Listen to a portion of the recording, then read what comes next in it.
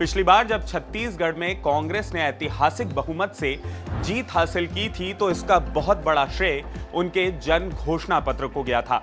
वही जन घोषणा पत्र जिसमें कर्ज माफी जैसे बड़े वादे को लेकर कांग्रेस ने छत्तीसगढ़ में सत्ता की चाबी हासिल की थी। फिलहाल छत्तीसगढ़ में चुनावों को मात्र 11 दिन बचे हैं, लेकिन अभी तक कांग्रेस या फिर बीजेपी ने अपना घोषणा पत्र जारी नहीं किया है। लेकिन इस बार कांग्रेस ने अपनी घोषणाएं करने के लिए एक नया तरीका अपनाया है, या यूं कहें एक नई स्ट्रैटेजी अपनाई है, और वो है चरणों में घोषणाएं करना। जी हां, 20 क्विंटल धान खरीदी, 17.5 लाख लोगों को आवास, जाति जनगणना और किसानों की कर्ज माफी की घोषणा कांग्रेस पहले ही कर चुकी है। इसके बाद अब मुख्यमंत्री भूपेश बघेल ने यह कहकर सबको कयास लगाने पर मजबूर कर दिया है कि 5वीं घोषणा राहुल गांधी करेंगे।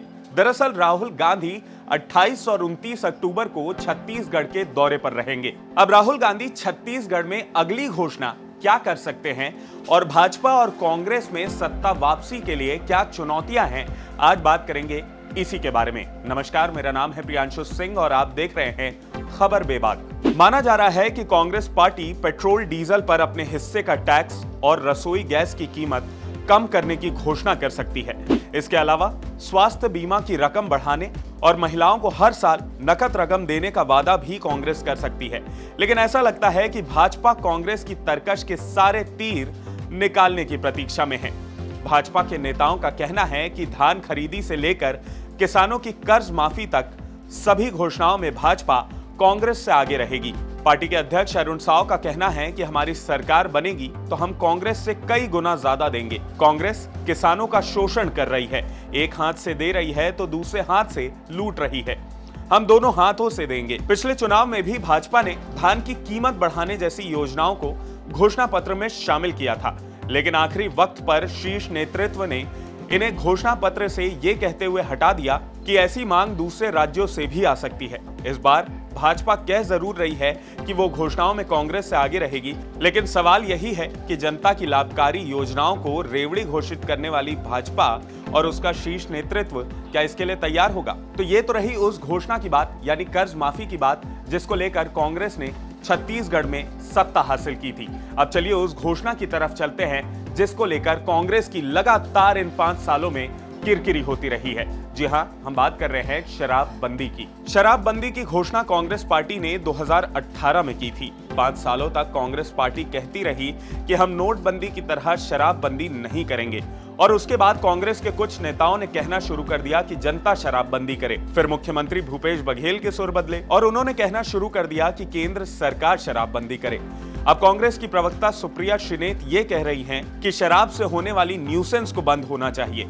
उन्होंने कहा कि शराबबंदी का फैसला अगली चुनी हुई सरकार का होगा। सवाल यही है कि शराबबंदी के सवाल पर 5 सालों तक रंग बदलती कांग्रेस के इस बयान पर क्या जनता भरोसा कर पाएगी? मुझे ऐसा लगता है कि कुछ ऐसे मुद्दे होते हैं जिसमें ज्यादा विचार विमर्श, जिसमें ज्यादा कंसेंसस, जिसमें ज्यादा समन्वय बनाना पड़ता है। उनमें से एक विषय ये है, हमारी सरकार का क्या मत है इस पर? जो शराब से आने वाली न्यूसेंस है उससे सारा प्रदेश झेल रहा है, तो हमारा मत है कि वो न्यूसेंस बंद होनी चाहिए। आगे उसका क्या प्रारूप होगा, ये मुझे लगता है कि जो चुनी हुई सरकार है उसी को निर्णय लेना पड़ेगा। अब दिलचस्प ये भी है कि 5 साल तक शराबबंदी पर गोलमोल बयानबाजी करने वाली कांग्रेस को भाजपा विपक्ष में रहते हुए लगातार घेरती रही है, लेकिन जब भी उनसे शराबबंदी पर उनके स्टैंड के बारे में पूछा जाता है तो भाजपा चुप हो जाती है। ऐसे में इस बात की उम्मीद बेईमानी है कि कांग्रेस या भाजपा शराबबंदी को अपने घोषणा पत्र में शामिल करेगी। तो एक तरफ तो जहां दोनों पार्टियों के लिए अपॉर्चुनिटीज अभी भी है, तो वहीं ड्रॉबैक्स भी बहुत सारे निकलकर सामने आए हैं। क्या शराबबंदी को दोनों पार्टी में से कोई भी एक पार्टी अपने घोषणा पत्र में जारी कर पाएगी या नहीं, ये भी बहुत बड़ा सवाल है। और क्या कांग्रेस से बेहतर घोषणा पत्र जारी करके भाजपा, जिस प्रकार से कांग्रेस 2018 में सत्ता में आई थी, उस प्रकार भाजपा भी इस बार 2023 में सत्ता में वापसी कर पाएगी या नहीं, ये भी देखना दिलचस्प होगा। लेकिन आपकी दोनों पार्टियों की घोषणाओं से क्या उम्मीदें हैं? आप क्या चाहते हैं कि आपके एरिया में, आपके विधानसभा क्षेत्र में वो कौन सी घोषणाएं हैं जो घोषणा पत्र में इन दोनों ही पार्टियों को शामिल करना चाहिए और उसका इंप्लीमेंटेशन भी करना चाहिए? आप कमेंट करके हमें जरूर बताएं। इसके अलावा अगर आपको ये वीडियो पसंद आया हो तो इसे लाइक और शेयर करना ना भूलें और IBC 24 के हमारे YouTube चैनल खबर विभाग को जरूर सब्सक्राइब करें। नमस्कार।